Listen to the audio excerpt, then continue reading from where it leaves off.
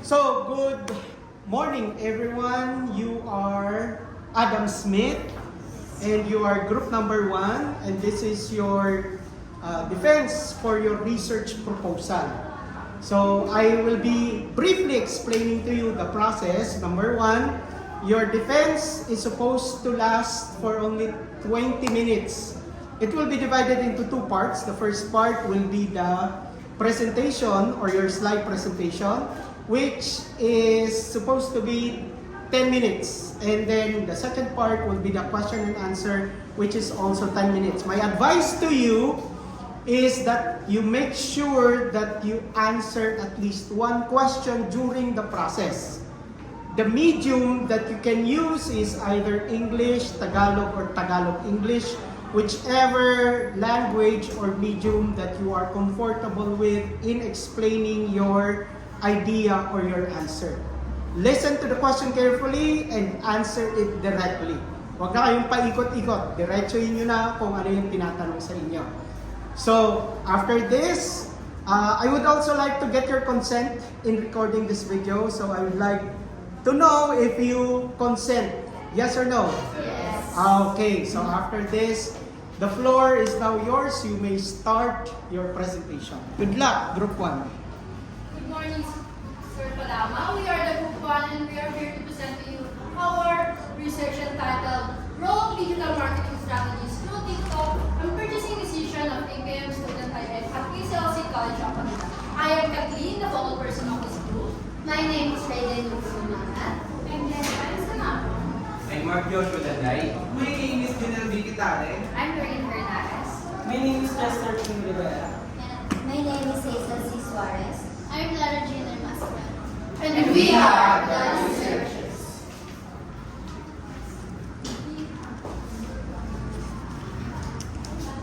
For the first part, which is the introduction, ang pinakatinututukan namin ditong issue or topic ay kung paano nga ba nakaka-apekto ang digital marketing strategies sa purchasing decision namin mga ABM students dito sa SLC College. Alam natin na ang TikTok ay isa sa mga most powerful na tools na ginagamit ng mga marketers, ng mga business owners para i-promote ang kanilang product, para i-persuade ang kanilang consumers into buying their product. Gumagamit sila ng iba't ibang creative and engaging features ng TikTok like TikTok Shop, live sellers at iba pa. Alam natin dati na isa sa mga bakit traditional digital marketing is giving out flyers, posters, pati na din bibigay ng mail sa mismong bahay, sa kanilang mismong bahay para i-advertise ang kanilang product. Iba na po ngayon sa dami ng teknolohiya na nagagawa. Meron na tayo iba't ibang digital marketing strategies, social medias like TikTok, para gamitin nila para i-promote ang kanilang product. And that is the end of introduction. Let me call on Jenica, Chester, Junel, and Hazel to discuss the background of the study. I'm Jenica Ensumago, and I will be presenting the first and second paragraph of background of this study. The first paragraph explains what digital marketing is and how TikTok became one of the significant platforms. On TikTok, we can see advertisements, product reviews, creators, promotion, and even unboxing videos that makes the products more appealing. The second paragraph shows how digital marketing through TikTok affects ABM students at Rizal City College of Manila. Digital marketing through TikTok is very useful because people, especially ABM students, are attracted to ads that are creative, fun, and eye-catching, which makes them easily influenced in their purchase decisions. That's the end of my part, and the next presenter is Junel, who will be discuss the citations of the background. Good morning, sir. My name is Junel Vicitare, and the first citation is Maulana is nagyawa to state that TikTok has involved into effective platform for content creation, product promotions, and digital advertising. TikTok is not only known for short entertaining videos, but also serves as a platform for content creation and product promotion. It has become an effective digital advertising tools used both large and small companies to promote their products. The second citation is Naralwadeha and Jumali 2023 states that TikTok influenced students also part of Gen Z students on purchasing decisions. Truth creators advertisement and discount.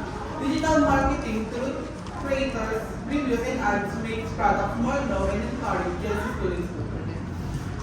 The next presenter is Vincent Swan. I will continue the background of the study, social media marketing. The social media marketing affects consumer choices by including product recognition and build emotional connection through content. TikTok system also help marketers to reach their target audience faster by promoting product that matches users' preference. For ABM student, this marketing message are shared in entertaining, educational formats that will help shape their perception, interest, and purchasing decisions. And for the last paragraph, the next presenter is Chester. This study aims to explore how different TikTok marketing strategies, such as ads, digital creator promotion, and engaging content, affect consumer purchasing decision, specifically ABM students. TikTok popularity and high engagement make it an effective platform for promotion and product and service. And that's all for the background of the study. Let's proceed the important and we will be discussed and explained by Lara. My name is Lara Gina Asper, that will discuss the importance. And this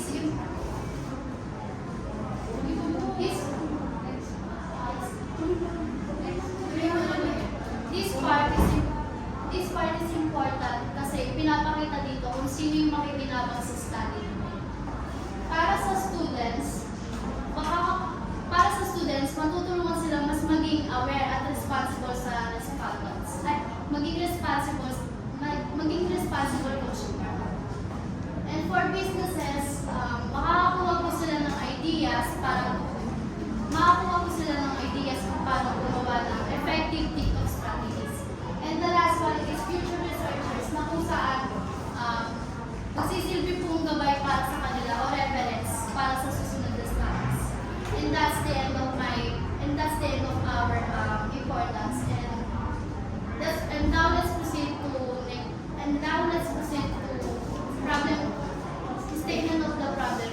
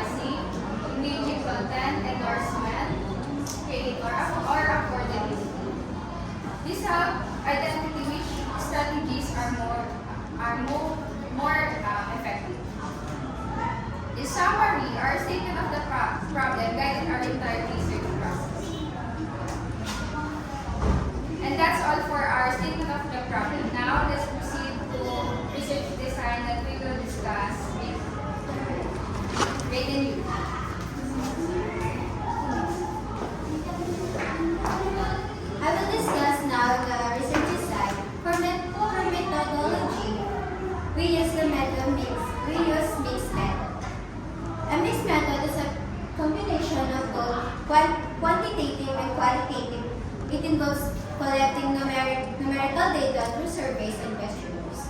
It gives a complete understanding of how TikTok marketing affects even student purchasing decision. And for research design, we use the descriptive research. A descriptive research design is to describe and interpret the current conditions. We use the descriptive design because our goal is to describe and analyze the perception and purchasing decision. And now, you can now To discuss the research instrument. The main instrument we use is survey questionnaires. Questionnaires was divided into three parts. It was discussed in SOE. We distribute the respondent using paper-based survey method. The paper is distributed during class hours. The questionnaires check to make sure that the questions are clear and more understandable to students. Then the next presenter is Before we gather the data, we first secured the permission from the school administration and selected ABM students for preparing and validating the survey questionnaires about digital marketing strategies through TikTok. After approval, we distribute the questionnaires and explain the study's purposes. Finally, we review and organize the valid responses, analyze the data to find patterns related to our objectives, and prepare the results for presentation. And that's the end of our presentation. That's the last ano? Okay, sige. Can everybody gather in front? So we are now going to move on to the second part of your research. Make sure that we can see everyone. So do not hide at the back. You can hold your manuscript. You can open your cell phone. It's okay. Just as long as you understand what you are giving as your answer during the Q&A. Okay, let's start with, some of you have already been given a grade. Actually, meron ng 3 na nabigyan. So kung hindi matatawag yung iba, that's okay. You've already secured a grade. So, the first question I would like to know, based from your research title, the rationale of your study. What motivated you to choose this research title? Anyone can answer. Sige. Introduce yourself before you start. Especially if you do not have your nameplate, ha? Sige. So, I'm Kathleen. Surname? Reason. Dison. Go. Namotivate po kami na piliin itong topic na to kasi isa po kami sa mga ABM students na talagang naiinganyo bumili ng kung ano-ano sa TikTok. Lalo na sa TikTok kasi lahat ng video ay nandun. Para po maging aware kami pagdating sa mga strategy, kung bakit kailangan ganun yung ginagawa nila, paano nila kami nakukuha. Para din po kasi hindi po perfect ABM kami, alam na namin yung mga about doon lahat. So para matutunan namin kung paano yung tamang yung wise buy, kung paano maging wise pagdating sa purchasing decision. Ms. Dizon, in relation to your purchasing, influence of TikTok in purchasing, how would you validate if what you are watching is legitimate in TikTok? Kapag po, yung may iba po, kapag po, yung kanilang, kailangan ko pang, once na nakita ko yung video nila, kailangan ko pang mag-research ng mas How? malalim pa. Can you give a specific strategy that you use in order to validate the legitimacy of the video that you are watching? Paano kung scammer yun? Anong ginagawa niyong paraan para masiguro na tama at legit yung pinapanood ninyo, nagpo-promote sa TikTok? Kapag po yung product nila, kunwari makeup, pwede ko pong hanapin kung yung ano ba nila is nasa FDA, kung tama ba, kung linkas ba na What's the safest and shortest? Pinakamabilis, pinakamaiksik.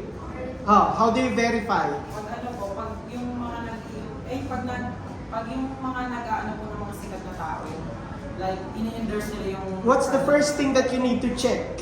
FDA. Ano pa? reviews. Reviews. Di ba? Check yun yung pinakamabilis eh. Tama? Tingnan nyo muna yung review. Gaano karami nag-review, sino-sino yung mga nag-review. Kasi even the reviews are not valid. Kailangan follow up nyo pa. Kasi pwede na yung bayaran. Yung mga, oy, mag-post ka naman ng ganito. Oy, i-ano naman. I-verify mo naman ito. So, hindi lang isa ang paraan ng validation noong nag-i-influence sa inyo, sa inyong purchasing. So, that's question number 1. Question number 2, in relation to your research method. Ano ba yung research method? Kanina may narinig ako, mixed method. Tama ba? Yes. Oh, who can expound and elaborate? What do you mean by mixed method? Is it defined by Creswell also? Sinong reference ninyo? Oh, anyone? O sige, kahit walang reference. What do you mean by mixed method? Anyone? Sige, step forward. Sa pagkakas po, malalaman po namin kung ilan po yung naapektuhan ng qualitative ay sa qualitative po. Malalaman po namin doon kung ilan. Wait, define mixed method before you continue. What is mixed method? Why is it called mixed? It's a combination of? Pinaghalo po quantitative and qualitative. Okay, quantitative and qualitative. In what part of your research can you see evidence that it is mixed method? Sabi niyo pinaghalong quantitative, qualitative. Saan sa inyong manuscript nakalagay ito quantitative, ito qualitative? Meron yon. Anyone? Sir, sa background of the study. Not in the background. That's the discussion. Yes. Ha? Not in the SOP. Saan sa SOP? Anong question doon?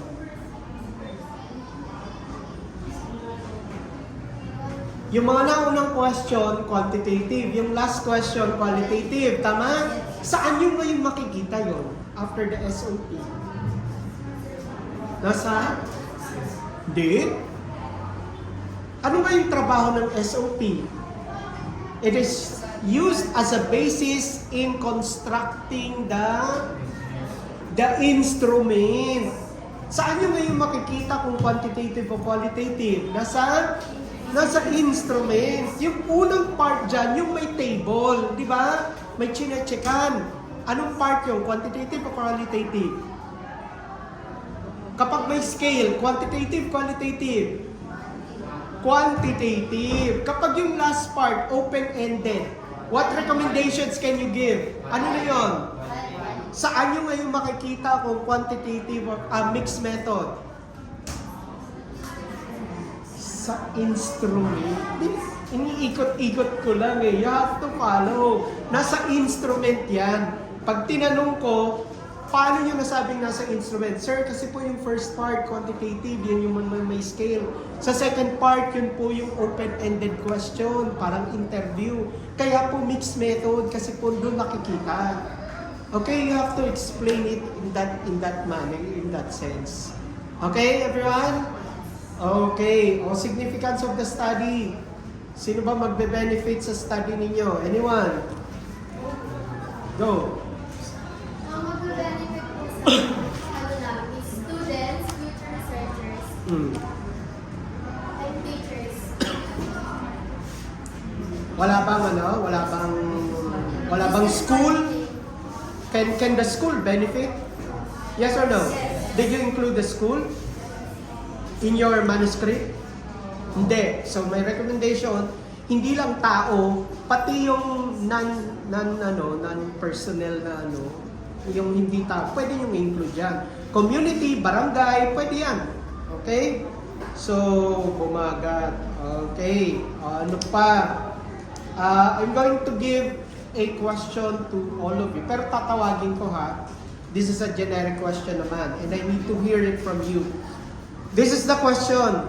What, in the course of the research writing, what specific characteristic, personal characteristic of yours was developed? Ano ang na-develop sa inyo during the course of the writing of your research paper? Give a specific situation. Okay, afundar. Ay, absent. Tama? As prayer. Yes, sige, go. Ano na-develop sa iyo nung nagsusulat ng research? May nagbago ba? May natutunan ba? What? Meron po tungkol po sa pag-i-interview. Yeah, what? Tulad ng kailangan po namin makuha yung sagot nila na tutugma sa ginagawa po namin. So, anong karakteristik ang na-develop sa iyo? Perseverance, parang gano'n. Hindi ka pwedeng inayawan ka, tapos na. Kailangan magpursige ka. Yun, perseverance. Ano ang na-develop sa iyo?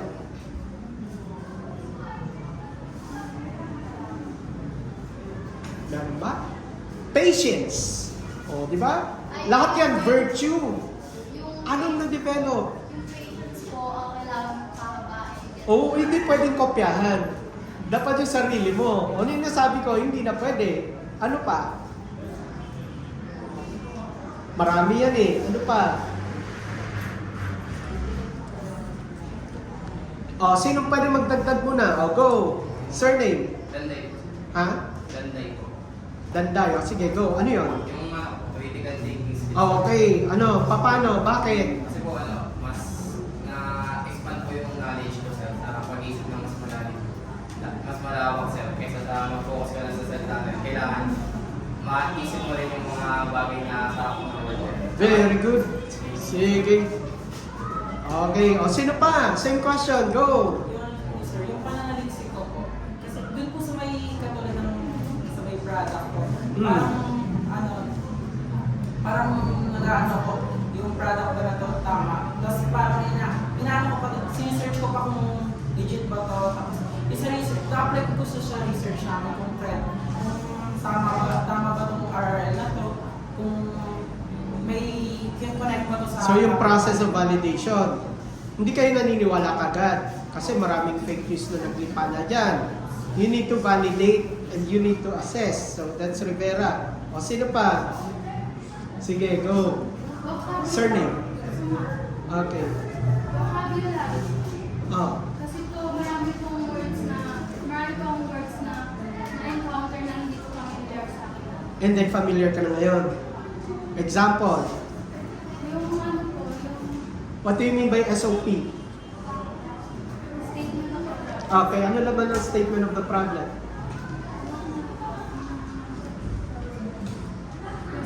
Yeah, tama, yung mga tanong, di ba? Nang tanong ng research. So, dapat lahat ng nasa SOP, patanong yan. Tama? Okay. Sumabong. Next. Next question. Oh, meron ka pa? Oh, sige, ikaw na. Last, go. Go. Yung yung pagiging understanding ko. Kasi po, kailan po, na po kami, nag-survey na po kami. Yung pag-iintindi po dun sa bawat answer po na sagot. Alin part? Anong tanong? Yung open-ended question. Kasi yung quantitative, hindi nyo naman iintindihin yun. Gagamitan nyo yun ng formula, ng statistical treatment, di ba? May data analysis ba kayo sa manuscript niyo? Yung formula na ginamit? O, dapat meron yun. Sige. Okay na. Sige, Suarez. Sino pa? Oh, last question. Para dito sa tatlo. Asprer, Garcia, and Kitalik. Garcia po. Sino? Garcia. Garcia, anong wala na? Absent o drop? Absent lang. Okay. Hindi naman siya nag-contribute. Wala na talaga. Okay. Sige. Dalawa na lang. Asprer, tsaka Kitalik. This is a question. Anong difficulty, hindrances ang na-encounter ninyo at papaano nyo ito na-overcome? Sige. Sino sa dalawa? Sa research writing. Anyone? Oh, Asprer. Sino sa Asprer? Go. Sa kayo nahirapan, paano nyo na-overcome? Nahihirapan po kami sa part na pagkuha ko ng RR, Why? Kasi po, parang ang hirap pong hanapin. Kasi minsan hindi siya tugma sa hinahanap po namin. Okay, paano nyo na-overcome? Anong ginawa nyo? Sa pagtsatsaga. Pagtsatsaga. Saan kayo nakakita? Sa journal po. Sa journal? Sa Online, library? Online. Online? Wala ba sa library? Wala. Wala kayo nakita sa library, puro online. Okay, sige. Sige, Talig, last. Same question. Sa pagpili po ng title, kasi po sir, minsan po yung may title po na hindi po na-approve agad, kailangan po mag-ulit-ulit para po ma-approve. Kagaya po sa amin, mayroon po kami unang research po na title na hindi po na-approve, kaya po nag-ulit po kami kaya nahihirapan po kami. Pero ito bang title na ginawa nyo? Gusto ninyo? Yes. Naiintindihan ninyo? Passionate ba kayo? Kasi affected kayo. Diba? Kaya ang pagpili ng title should be personal. Ano ibig sabihin? Kailangan may connection sa inyo. Kapag walang connection sa inyo, mahirap gawin yung research paper kasi wala kayong basic fundamental knowledge nung title ninyo. Tama ba? Okay, so with that, Kitalig, okay na yun. We're going to end here. And bago tayo mag-end, I'm going to give you 1 second para pag-usapan kung anong shout-out ninyo bago kayo palabasin. Okay? O sige, ready, go! Mag-usap kayo para sabay-sabay. Ready? 1! O, 1 second lang. Okay na? Lakasan nyo, ha? Lakasan nyo. Ready? Okay na? Okay, ready? 1, dito. 2, 3, go! Shout